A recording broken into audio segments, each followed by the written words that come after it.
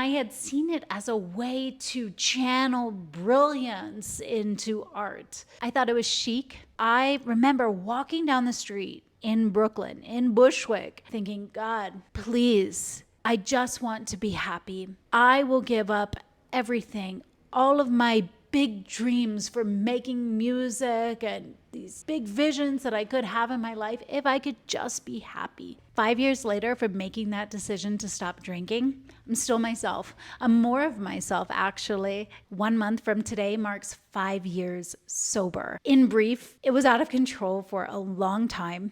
And one day I woke up after a bad night I wasn't proud of, and I had had enough. And that was the day that my life changed for the better. I'm a musician, and so much of my life is in the industry where there are drinks flowing everywhere. Sometimes it's part of compensation, and there's nightlife and partying, and so much of my identity was wrapped up in that. And I loved it. And I knew that things needed to change for me because they weren't going the way that I wanted to, but I was terrified. I was terrified of not having fun. I was terrified of things becoming boring, lame. I also really appreciate alcohol, like a good glass of wine. My dad made wine as a hobby, and we would grow up stomping the grapes in our driveway. And I had also worked on this beautiful historic vineyard in the south of France. And I just romanticized so much about it, like such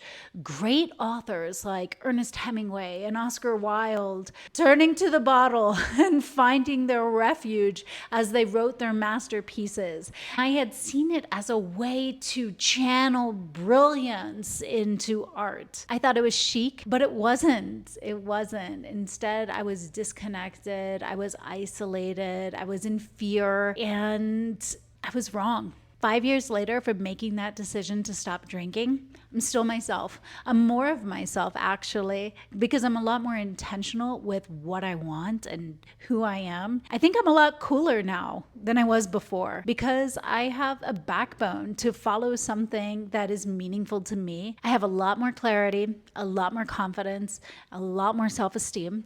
And I want to share this one story about going to a rave in Mexico City on New Year's Eve, where I stayed out with my friends until 6 a.m. partying, really fun techno at this like sweaty club in this warehouse. And I had nothing, zero. I was completely sober.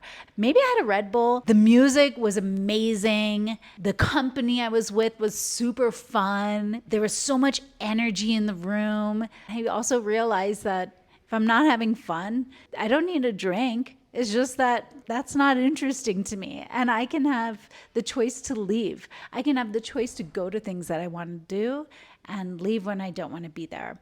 Another badass thing that I did after I stopped drinking was that I went to a music festival solo and sober.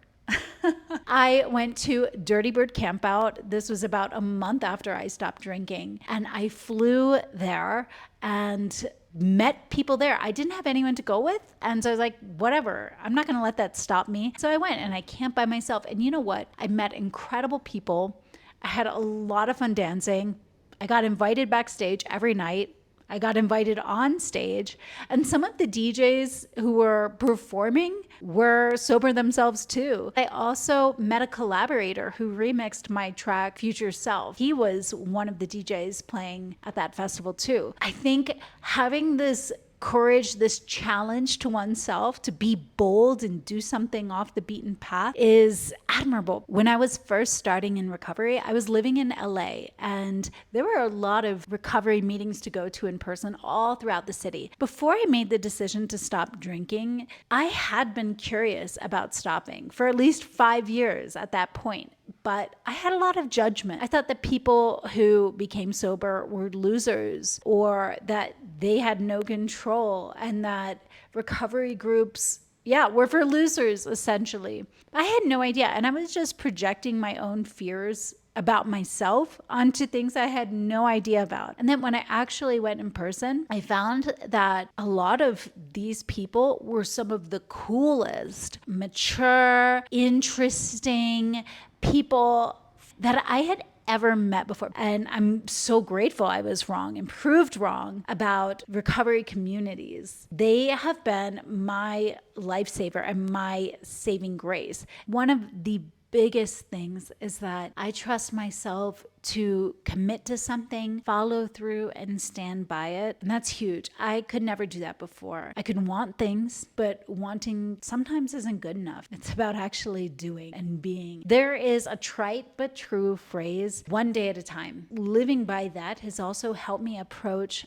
other areas of my life in pursuing things that I want. Just one day at a time, show up to the best of my ability. And over time, there are these incremental changes that build trust, that build progress. I've proven to myself that I can commit to something and follow through, and I've gotten my life back in the way that I have agency to act upon my dreams. For example, after having lived in Montreal for school, I'm from the States, I wanted to live abroad. And 10 years ago, I wanted to move to Mexico City after discovering how incredible it was. I could not pull myself together to get the logistical elements of my life, money, work, etc., together to do this. When I stopped drinking, things became possible. I had more aligned work opportunities. I had much more success in my business with coaching other artists, success in doing the music that I wanted to do, building the relationships with people that I had a lot more trust in. I was able to prioritize things and follow through.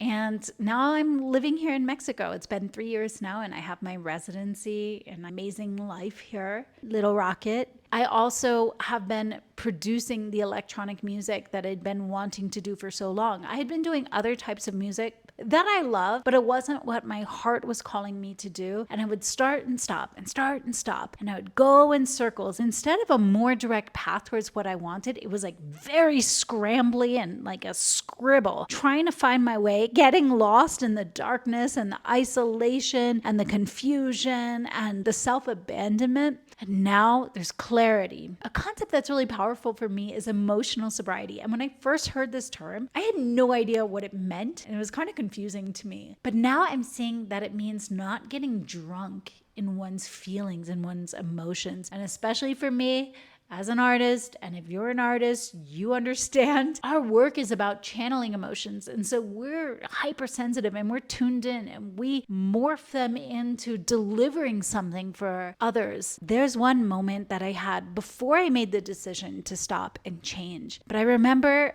my life was in shambles. I was living in New York. I was going to move to LA soon, and I was packing up. I was in a terrible place. I remember walking down the street in Brooklyn, in Bushwick, thinking, God, please, I just want to be happy. I will give up everything, all of my big dreams for making music and these big visions that I could have in my life if I could just be happy, because right now it's not working. I became detached from this identity of what I thought I wanted to be or who I had to prove myself to be. Music has always called me, even when I've been confused and stepped away from it because I wasn't sure about it. It always has brought me back to it. This giving up of it still brought me back to it, but now I'm more detached from it. I choose it because it keeps choosing me, because it's not what I have to be to prove that I'm lovable. I would say that after I stopped drinking, it got worse before it got better.